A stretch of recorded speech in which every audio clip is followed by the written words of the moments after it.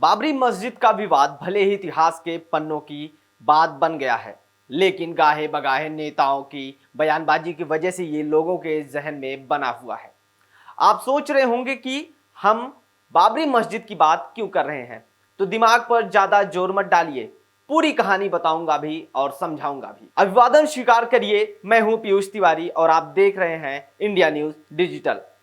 लोकसभा चुनाव 2024 के 3 चरणों के मतदान के बाद चौथे चरण को लेकर नेताओं की रैलियों में बयानबाजी खूब हो रही है और गड़े मुर्दे भी खूब उखाड़े जा रहे हैं या पुराने हो चुके मुद्दों को भी खूब हवा दी जा रही है। इसी में एक मुद्दा जो पिछले जमाने की बात हो चुकी है, क्योंकि सुप्रीम कोर्ट के फैसले के बाद अयोध्या में भव्य राम मंदिर साकार रूप से बन चुका है। लेकिन 500 साल तक चले बाबरी मस्जिद विवाद को लेकर आज यूपी के महोबा में जो बयान दिया है वो चर्चा का विषय बन गया है। आप मुझे बताओ, ये जितना काम हम लोगों ने किया है, क्या कोई चेहरा देखकर किया क्या? कोई गांव देख करके किया क्या? कोई क्षेत्र देख करके किया क्या?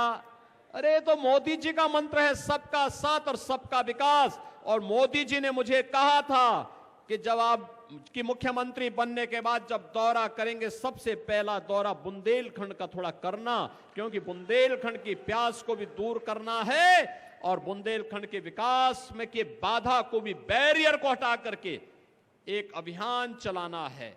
और बहनों और भाइयों, आज जब बुंदेलखंड में बनी हुई तोप गरजती है ना बॉर्डर पर, तो सबसे पहले पाकिस्तान वालों की पैंट भीगती है। सबसे पहले इनकी हालत खराब होती है। और इसीलिए जब चुनाव आ गए हैं, मोदी जी का विरोध दो ही लोग कर रहे हैं। कौन लोग हैं? एक जो रामद्रोही है और दूसरा जो पाकिस्तान का समर्थक है, पाकिस्तान की बोली बोल रहा है।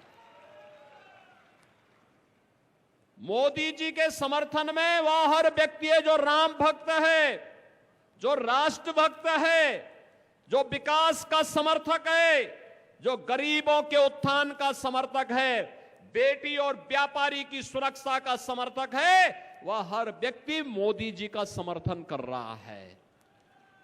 और इसीलिए मोदी जी परसों यहां आ रहे हैं, हमीरपुर में, राठ में आएंगे, स्वामी ब्रह्मानंद जी की समाधि पर जाकर के पुष्पांजलि करेंगे और बुंदेलखंड वासियों को अपना संदेश भी देंगे यहीं इसी धरती से। बहनों और भाइयों, आप मुझे बताओ, 2017 के पहले क्या स्थिति थी? डकैतों का आतंक था, बड़े बड़े माफिया थे। आखिर सपा बसपा कांग्रेस ने तो केवल माफिया यहां दिए थे, लेकिन कांग्रेस और समाजवादी पार्टी की सरकारों ने यहां पर माफिया तो पैदा किए थे। कोई खनन माफिया, कोई भू माफिया, कोई जंगल माफिया, कोई जंगल के डकैत। लेकिन यहां की जनता के साथ, यहां के विकास को अवरुद्ध करके यहां की जनता का उन्होंने शोषण किया है। उनके विकास के लिए कोई कार्य योजना नहीं बना पाए। और बहनों और भाइयों, महोबा के बारे में तो कहना ही क्या है। महोबा के बारे में कहा जाता है, महोबा वाले बड़े लड़ैया, इनकी मार सही न जाए।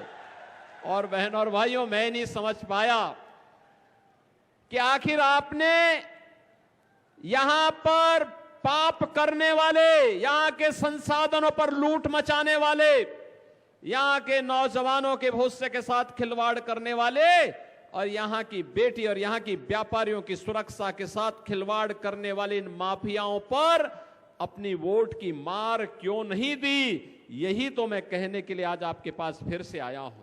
बयान सुन भी चुके हैं और आप समझ भी चुके हैं, इसलिए मैं अब अंत में आपसे इतना ही कहूंगा कि वीडियो आपको कैसा लगा, अपनी राय और कमेंट देकर बताइएगा जरूर।